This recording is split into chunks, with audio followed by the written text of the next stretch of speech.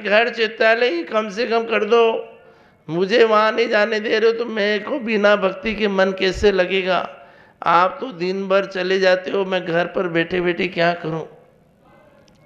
पतिदेव ने कहा ठीक है ठीक है, विधान में तो मैं तेरे को जाने दूंगा नहीं, तेरे को जो कुछ करना घर पे ही कर।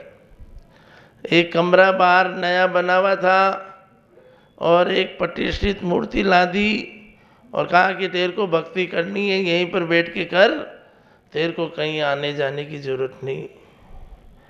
पत्नी ने कहा कि मेरा कैसा शुभ कर्म का उदय है कि मेरे नगर में बड़ा विधान हो रहा है और मैं चाहकर भी विधान में नहीं जा पा रही हूँ। उसने सोचा कि मैं यहीं से ही पूजा भक्ति करती हूँ। वह अपने घर पर ही पूजन भक्ति के लिए उद्यत हुई और वहाँ उस जो बाहर घर के कोने में एक जो चित्रालय स्वरूप कमरा था, वहाँ जाकर भगवान की भक्ति करने लगी। उसके घर के चारों तरफ जंगली एरिया था। जब वह भगवान की भक्ति करती थी और बीड़ा बजा के भक्ति करती थी तो जंगल में रहने वाले जीव जंतु भी उसकी भक्ति को सुनने के लिए आ जाते। एक हिरण रोज वहाँ पे आने लगा और दीवार फांद कर उनके घर के अंदर घुसकर उस चित्रालय के सामने बैठकर उस भक्ति को देखते रहता और जैसे ही वो भक्ति समाप्त करती तो तुरंत अपने मुंह से एक मोती निकाल कर वह चले जाते।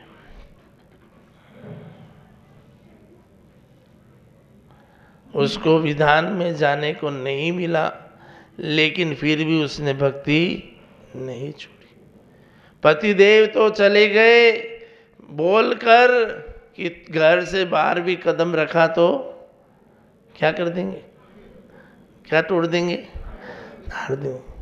अरे भैया, कर्म तोड़ने के लिए तो मंदिर जाना ही पड़ता है। पतिदेव तो परदेश चले गए और न जाने आने का कोई ठिकाना नहीं।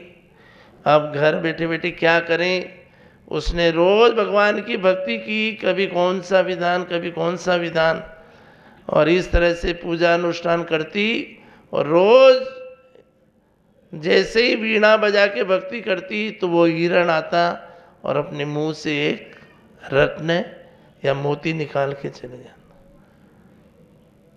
1 साल तक भक्ति की और रोज 300-400 रत्न का समूह उसने देखा भी नहीं। बस ठीक है, वो ठीक है, रत्न रखती थी, ज़्यादा संभाल करके वो उसको अंदर रख देती थी, मेरे क्या करना। और वह अपने स्टोर रूम में रोज रखती जाती। जैसे ही 1 साल बाद उसका पति परदेश से आया, उसने कहा कि घर से तो बाहर नहीं गई, खबरदार, कभी मंदिर भी गई, कभी कहीं गई, मैंने तो यही भगवान की भक्ति कर ली, आपने मेरी एक बात मान ली वही बहुत, कि कम से कम एक कमरा तो शुद्ध कमरा बना दिया, मैंने वही भगवान की भक्ति की। आप 1 साल क्या किया? मैं 1 साल परदेश में रहा, कुछ लाए तो नहीं, क्या कमाया? अरे बहुत कुछ कमाया मैंने। देख, मेरे पास खूब धन दौलत थी, लेकिन रास्ते में धन दौलत लाने में जोखिम रहता है, इसलिए मैंने उसका एक रत्न खरीदा और वह रत्न दिखाता हूँ। जैसे उसने जेब से निकाला रत्न कि ये चमकता हुआ रत्न, ये मेरे 1 साल की कमाई है। तो पत्नी कहती है कि ये आपने 1 साल में कमाया? स्टोर रूम में जाके देखो, वहाँ तो रत्नों का पिटारा पड़ा है। उसने कहा तेरे पास रत्न कहाँ से आए, आप देखो तो सही।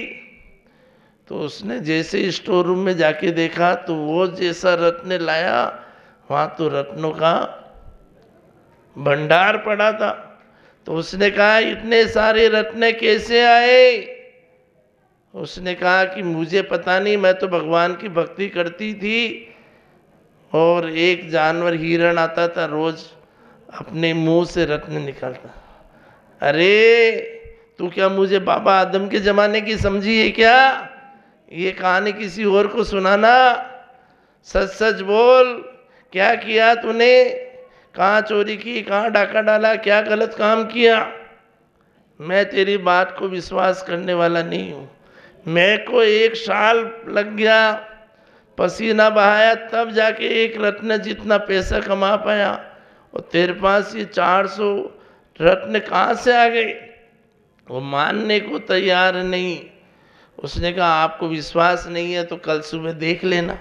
हाथ कंगन को आरसी किया। उसने कहा ठीक है, मैं देखता हूँ। अगले दिन वह रोज की तरह भगवान के सामने जाकर भक्ति करने लगी, आराधना करने लगी।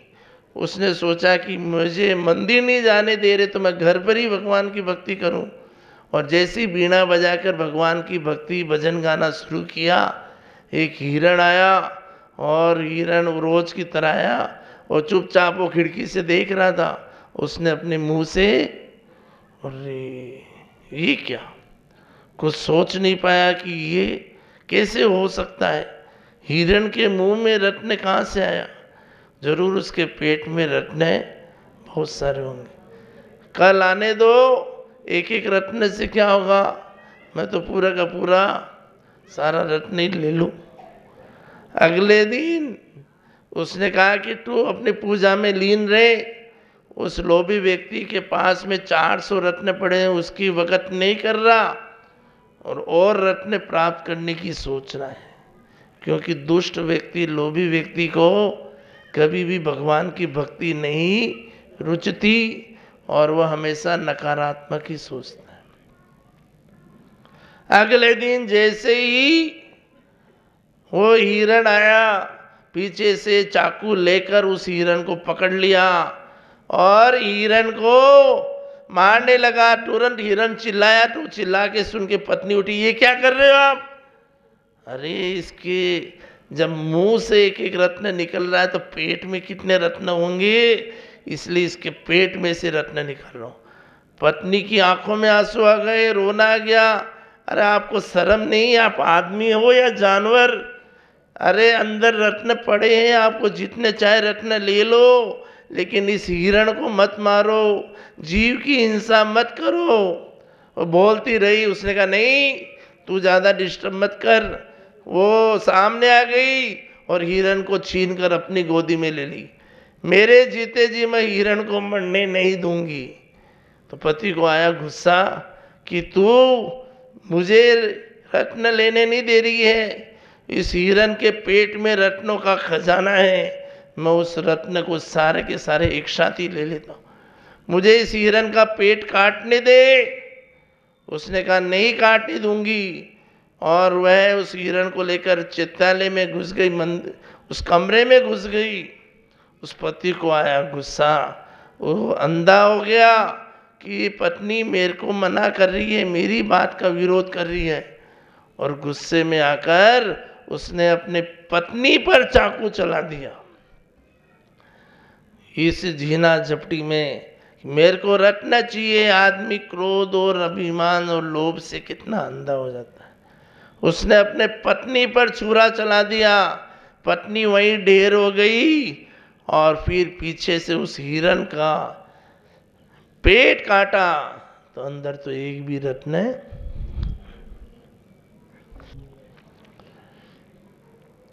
और रत्न अंदर तो मिलने का सवाल ही नहीं था। रत्न उसके पेट में थोड़ी था, रत्न तो उस पत्नी के पुण्य से आता था। जैसे ही पत्नी मर गई तो जो उसके कमरे में रत्नों का पिटारा था वो भी कोयले में परिवर्तित हो गया। वो पागल सा हो गया। पत्नी भी मरी, हिरण भी मरा, और अंदर जाके देखा तो रत्न भी कोयले में परिवर्तित हो गए। वो आदमी पागल हो गया और उसने अपना खुद का नाश कर दिया। बंधुओं, वो रत्न इस हिरण के मुख से नहीं, वो उस पत्नी के पुण्य से निकलते थे। पत्नी नहीं तो वो रत्न का पिता कहाँ से। भगवान की भक्ति करने से पुण्य की प्राप्ति होती है, और वह पुण्य जो करता है उसी को मिलता है। नहीं, आप क्या सोचते हो कि पाप करत जब हरस में सब कुटुंब मिल खाए, और मार पड़े जब नरक में कोई साथ न आए। एक व्यक्ति से पूछा कि विधान में बैठे हो? महाराज जी मेरी पत्नी बैठी है। मंदिर जाते हो?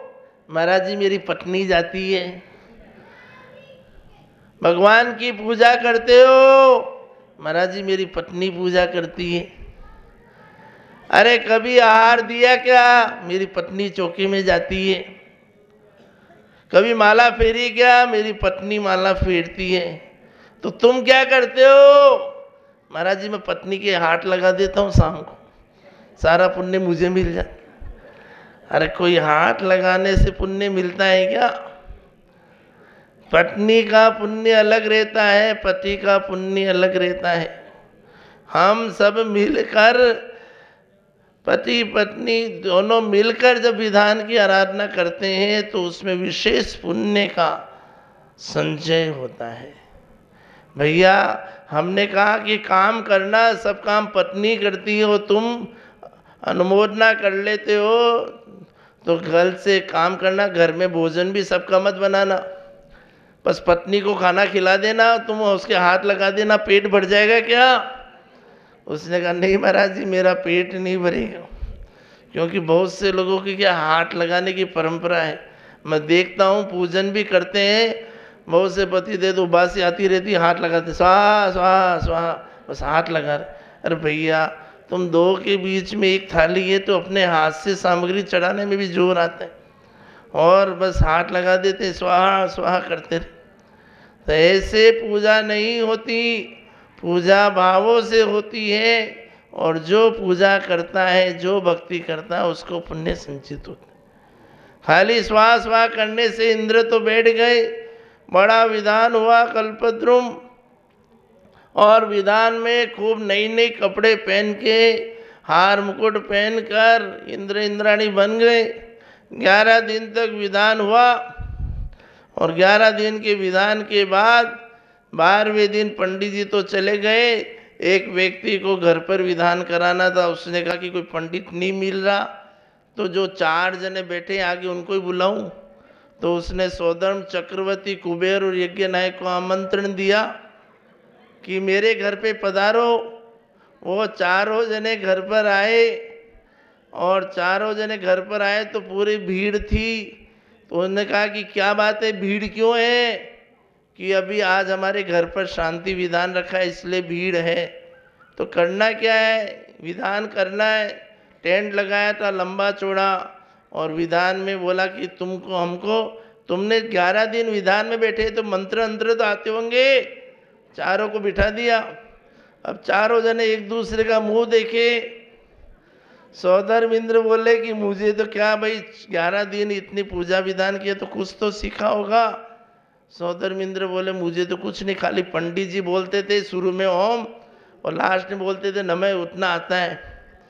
क्योंकि अब पत्नी भी नहीं, अब वहाँ तो क्या है, पंडित जी कुछ प्रश्न पूछे तो पत्नी बता देती थी, तो उत्तर बता देते थे। अब वहाँ तो चारों को अकेले बुलाया, और चारों जने इतना भर। सौधर्म इंद्र ने कहा कि हम मैंने मंत्र बोल देंगे लेकिन सबके सामने नहीं बोलेंगे, धीरे से बोलेंगे।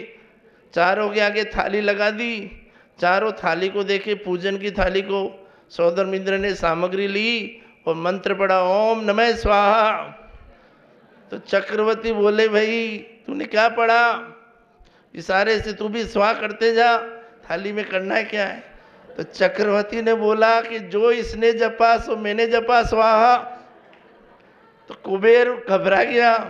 कुबेर बोला कि ऐसा कब तक चलेगा स्वाहा? यज्ञ नायक बोले जब तक चले तब तक चलाओ स्वाहा।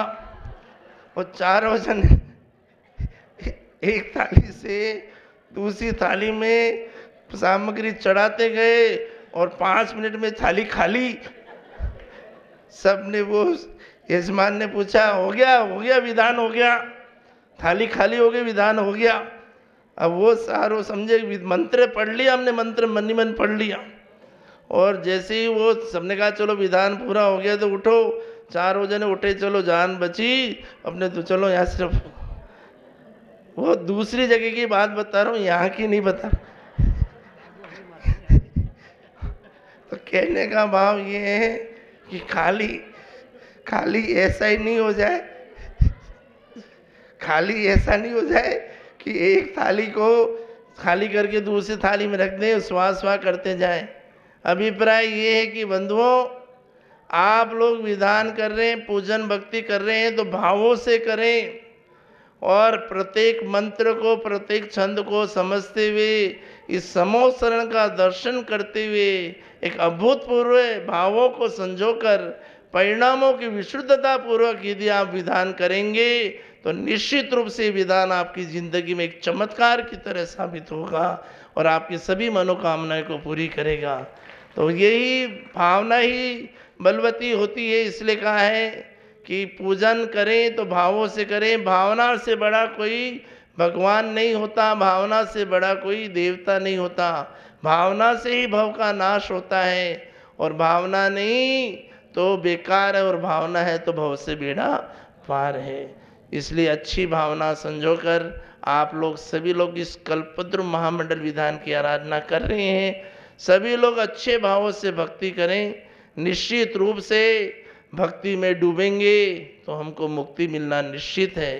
हम भी उनकी तरह भक्ति करें, धनंजय सेठ की तरह, हम भी उस मैना सुंदरी की तरह भक्ति करें, और हम भी मानतुंगा आचार्य की तरह भक्ति करें, हम भी सेठ सुदर्शन की तरह भक्ति करें, तो निश्चित रूप से हमारे जीवन में भी सुख समृद्धि की अभिवृद्धि होगी। यही मंगलमय भावना कि फूल के बिना सुरभि नहीं होती और दीप के बिना ज्योति नहीं होती। चाहे हम कितनी भी आत्मा की चर्चा कर लें, बिना भावपूर्वक भक्ति के कभी मुक्ति नहीं होती, बिना भक्ति के कभी मुक्ति नहीं होती।